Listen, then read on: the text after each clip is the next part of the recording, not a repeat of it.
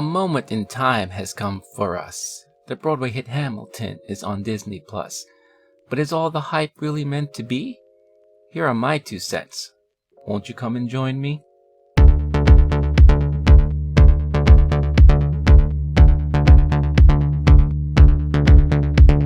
Hey guys, welcome back to another 2 Cent Reviews. Living in New York for as long as I have, which has pretty much been my entire life, for the last 5 years, it's kind of hard to ignore that, ever since Hamilton came out on Broadway back in 2015, it's been the hottest ticket in town. And whether or not you're a local New Yorker or you're visiting, it is a must-watch show that a lot of people have been dying to see, willing to shell out upwards to $1,000 per ticket just to have their chance to catch Lin-Manuel Miranda's Broadway production of the story of Alexander Hamilton. Now, full disclosure, I have never seen the Broadway show, and I've never really considered myself to be a theater type of person. I've dabbled and I've watched several productions in my life. I think the last thing I saw was Wicked, which I enjoyed thoroughly, and I've enjoyed shows like American Idiot, and Into the Woods back in the day. But when it comes to Broadway, it's not something that I really seek out and watch on my own. But I was always curious about Hamilton, and I have a lot of friends who've watched Hamilton and they've been singing the praises of the show. So with Broadway now officially being closed for all of 2020, it's even a harder ticket to get, and there's nobody who will have a chance to really catch it for the rest of the year. So when Disney decided to finally release the filmed version of the Broadway show and release it on Disney Plus, it's a no-brainer. Of course I'm going to check it out. And it was finally released today, and I had my chance. So one of the things I always try to be careful with is, setting my expectations so high up for something, and then by the time I get to it, it's not all that it's cracked out to be. I've been hearing nothing but praises when it comes to Hamilton, and it's kind of hard not to be so hyped up on something. So even by the moment I started hitting the play button, I was preparing myself to be disappointed. But believe it or not, I was not disappointed one bit. Like I said before, this kind of stuff isn't really my cup of tea, but I do enjoy musicals when it comes to movies. So I think it kind of put me in a different perspective. And one of the things that annoys me when it comes to watching a Broadway show is getting the experience ruined by those diehard fans of theater or whatever. Having that experience, around me, and then just taking me out and not allowing me to really enjoy the show for what it is. Many times when I've seen shows before, I'm sitting around someone who probably is a huge fan of the soundtrack even before they even watch the show. So they're belting out the tunes, they're singing along, or they get overly hyped the moment they hear that key beat of a song starting, or a key character coming out for the very first time, and they're going nuts as if, they've seen the show 10 or 20 times in the past. So I think being able to watch it at home, fresh, and going into it pretty blindly was really a godsend to me, because I got to really experience it for what it was and what the production really was. I mean, I don't know how I spent the last 5 years not hearing a single beat of any of the songs from the Broadway show. I don't know if that was a conscious decision that I did, or it just never crossed my path. But yeah, not being able to hear the music before and then now hearing it fresh for the very first time really allowed me to enjoy everything, and I really enjoyed everything. I enjoyed a lot of the musical numbers. I love the way the genres of music were properly fusioned into this modern telling of of a historical figure. You had hip hop, R&B, jazz, all different musical compositions within those realms. and the lyrics that were used and the modern take on things too really made it very fresh for me. It reminded me of a lot of those like modern telling of classics like The Wiz, for example, and how I really enjoyed that back in the day. So this fresh take on something that normally would be very boring if this was a straight-laced historical lesson really stood out for me, and one of the reasons why I really thoroughly enjoyed it, and I think why I understand why a lot of other people enjoyed it as well. I think it also helps that I am a huge hip-hop and R&B fan too, and I do dabble in jazz, so already knowing my love for that type of genres of music really allowed me to really enjoy this. And I would be remiss if I didn't speak about the individual performances within the show, and there were some highlights there for sure. And I know this is going to be a little bit of a hot take, but Lin-Manuel Miranda is not on the top of the list for me. So the one performer, in my opinion, that stood out above everybody else was Renee Elise Goldsberry. Her singing and her presence on stage was truly impactful during her moments on stage and on screen. It's a shame that I don't see enough of her today, but her rendition of the song Satisfied was truly jaw-dropping. Her flows when it comes to the fast lyrical pacing and everything within the song really stood out, and I was floored by her performance. I thought she was really, really fantastic. Another one that really stood out to me was Daveed Diggs. Now, Daveed Diggs has made a name for himself even after Hamilton, or his time on Hamilton, but I never had a chance to see really where he started coming out into the mainstream, and it was really basically his production of Hamilton and his portrayal of Thomas Jefferson and the songs that he sang, and just his overall swagger and presence on stage was really, really refreshing. And again, I do like it when they do these modern takes on a very boring subject that normally would just like put you to sleep. But when he showed up, especially within the second act, it was really refreshing, and I truly believe it actually saved the second half for me, because I thought all the excitement and thrill I got from the entire production was all in the first act.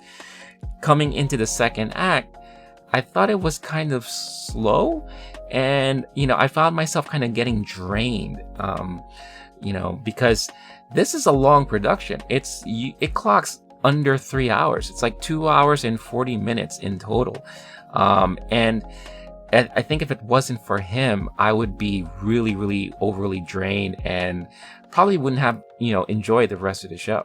And another standout for me is Leslie Odom Jr., who portrays Aaron Burr. And, his portrayal of this overly jealous person that rivals Hamilton was very, very well done, and the way his movements and reactions and emotions and the way he sings his songs was truly a sight to see. He really, really gave you that feeling of someone who was just didn't understand where this guy was coming from and how could he take all this stuff away from me. And seeing his anger getting fueled throughout the production. I didn't really feel that many dull moments throughout the production every time he was on stage. And it's one of those, one of the reasons why I want to bring it up, because like I said, those who are the ones that most people think would be the pure standout wasn't so much for me. And, I'll get into that in a bit. Of course, I have to mention Philippa So, who is the leading lady of the show alongside Lin-Manuel. And, I think the one thing that really got me with her is really her singing. She played really more of the charming presence of the production, the heartfelt moments, the raw emotion. And I think she really did an amazing job. And her singing is also very fantastic. Look, let's face it, a lot of the singing in this show is so well done. And I think it's one of the things that I like about Disney being able to put this filmed production on Disney Plus is because we get to see the original cast.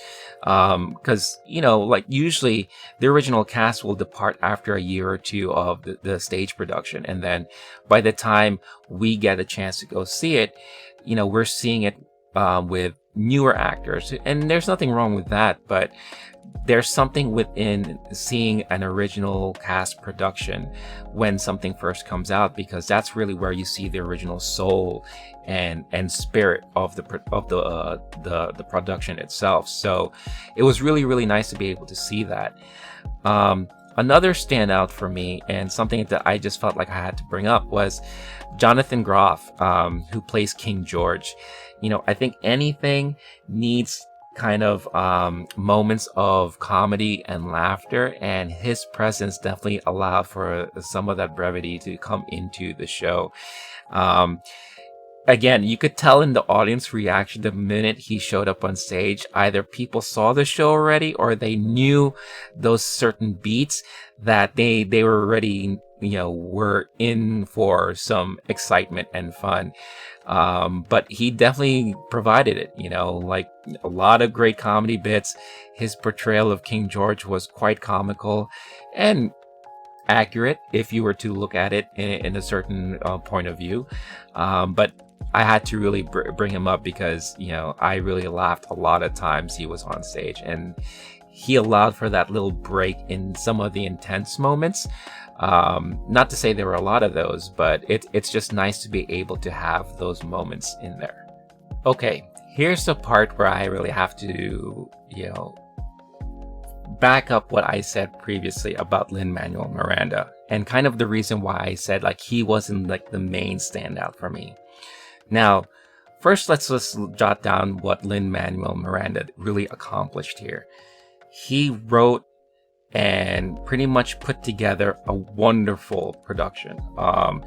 The music that he helped curate, the lyrics, the beats, even the step-by-step scenes and how everything really blended and melded together was very brilliantly done. So I can understand exactly why, to many eyes, he is a pure genius when it comes to this stuff. Shortly after his success with Hamilton, he was like a hot ticket in town, not only on the Broadway scene, but eventually in Hollywood. He wrote many songs for a lot of movies that came out after Hamilton. And he was involved in, acting himself on the big screen afterwards. So, it was really, really, great to see finally what everyone was talking about when I got to see the show Hamilton. However, the reason why I said he wasn't a top performer for me, or kind of the standouts, is because I thought, in my opinion, that he was actually outshined when it comes to performances by other people around him. He can sing. He can definitely act and dance, and I think his portrayal of Alexander Hamilton for the type of show that was put together was very well done. However, I didn't think he was a very strong singer.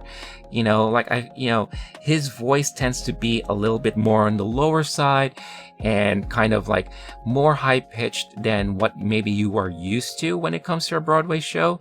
If you compared him to a lot of his other fellow actors on stage, I think you would probably see that his performance is pretty much lower and on a different level than everyone else. Not to say that it didn't work, and it didn't really fully throw me off, but I did catch myself kind of, pointing it out quite a bit that, his singing here is not that strong, or,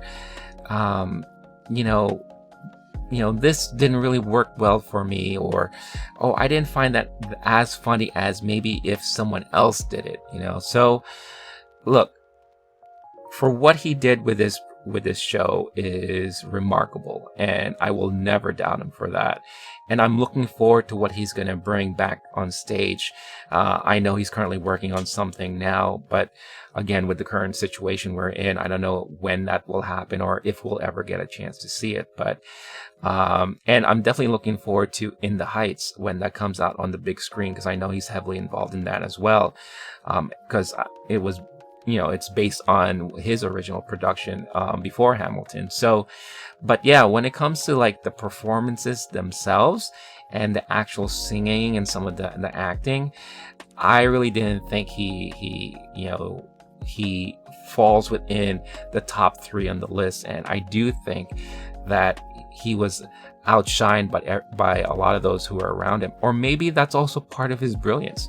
Maybe he was able to surround himself with such strong presence and such strong characters to help carry him through this production. And I don't want you to think that I'm saying carry him through as a negative, but basically helps highlight so many different aspects of the show and the production itself, that just the ensemble itself is what maybe is probably part of his genius here. So yeah, I'm curious to hear what you guys think, especially if you've never seen this production before. I feel like those who've already seen it on Broadway may have different opinions about it. But yeah, I'm definitely curious to hear what your thoughts are there. So would this be something that I would recommend? 100% it is something that I would recommend, and especially to someone who's not really into musicals or not a theater person like myself. I think if you enjoy great performances and really great music, this is something that you're really going to enjoy, and you really should check this out. Again, I think it's great to be able to experience this at home, because if you're like me, you do sometimes get distracted with people around you when you watch a live production on stage. So I really hope that they can take a step and look into this, especially now with the current situation that we're in now. And we don't know when Broadway or these type of productions will be allowed again for the public consumption. But it would be great to see other shows and performances put on film like this. And I'm pretty sure there are a lot that have already done that. I think it's kind of common that a Broadway production will film themselves, a year into their production, just to have it on record and as an archive. So it would be great if like other shows like Book of Mormon or Hadestown can take a number here and maybe do something like this to allow a more general audience to kind of have a chance to check it out. Because one, not so many people have a chance to go to New York and catch these things on Broadway. And then when, if they're lucky, they live in a town where, the traveling production can go and visit. And then two, even if you have the chance to come to New York and check out a Broadway show, ticket prices are extravagant and extremely high, and sometimes you won't be able to get a ticket to watch a show like this. So this is a great opportunity, and I think it really broadens the reach for that interest in this type of art form that a lot of people may not have an ability to be exposed to. So I think Disney Plus hit a home run here. It's really amazing, and I'm happy that Disney Plus put this up on their platform. And I won't be surprised if a lot of people who never owned Disney Plus before sign up for this service just to be able to watch this show. And hopefully they'll stick around to watch all the other programming too, because many people like myself signed up for Disney Plus just for The Mandalorian. And a lot of us remain because we're very patient and we're waiting for the new content that will be coming up, especially within the Marvel Universe, with all their new programming and shows that are coming in, and the later on Star Wars productions that they're working on. But to have something like Hamilton pop up on this platform is a huge bonus. And I am, for one, very grateful that I was finally able to experience it myself. So if I was to give a rating here, I think it's a no-brainer. I give it 5 Tonys, 5 out of 5. Like I said, I enjoyed it from beginning to end. I was a little nervous after the second act started because it did feel a little slow and I started to feel drained. But, you know, the performances from Leslie Odom Jr. and Daveed Diggs really helped me carry me through all of that and, you know, really enjoy the production as a whole. Like I said, it is a long show. It's about 2 hours and 40 minutes, so be ready for that. They do have like a brief intermission in between acts, but it's only for a minute. But at least it allows you a chance to pause and do whatever you need to do. Go to the bathroom, get more snacks, or if you know you wanted to pick it up the next day, go to take a nap or go to bed and then catch it the next day. And you know, despite there being some, you know, offensive language in there and also some scenes that kind of portray sexual nature and all that, I really do think that this is something the entire family can enjoy, you know, together. You know, I see families going to Broadway shows all the time. Now that we're all stuck in our homes, this is a great opportunity for the entire family to really enjoy Hamilton for what it is. So yeah, check it out. You won't be sorry. At least I don't think you will be. But if you are, sorry if you did check it out, please let me know. I want to know what you guys think about it. So definitely leave your comments in the comment section. Hit me up on social or catch me on Twitch during my live streams. Happy to have a conversation about it and what your thoughts on it. Again, people look at me and I'm very not much of a theater goer, but I do enjoy great performances. I do enjoy music. I do get a kick out of musical films and musicals when it comes to film. I was a huge fan of La La Land when that came out, and that was my best movie of that year. And this definitely, really made me happy, and I really enjoyed it for what it was, and I thought it was a lot of fun. So do check it out and stay tuned to the channel for other reviews coming up. I already have some up there now, but until next time, peace. Oh hey guys, thanks again for watching. If you want to check out my other videos, make sure to access them through this menu that you see on this side of the screen. Don't forget to hit that like and subscribe button, or hit that logo you see right here on this side of the screen. I've always wanted to do that. Catch you next time.